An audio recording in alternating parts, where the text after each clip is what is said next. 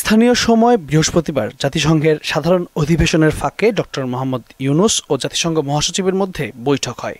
এ সময় ডক্টর মোহাম্মদ ইউনুসকে অভিনন্দন জানিয়ে নতুন বাংলাদেশের পাশে থাকার কথা জানান অ্যান্তোনিও গুতেরেস।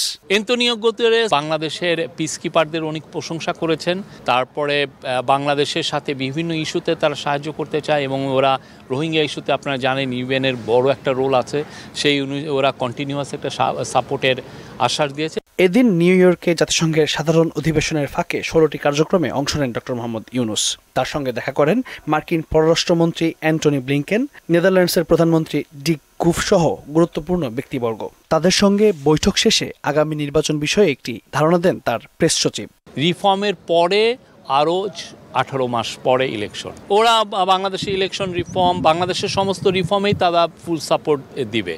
জাতিসংঘের সাইডলাইনে ব্যবসায়ীদের সঙ্গে বৈঠককালে ডক্টর মোহাম্মদ ইউনুস বলেন, বিগত আওয়ামী লীগ সরকারের আমলে দেশে প্রচুর লুটপাট ও অনিয়ম হয়েছে।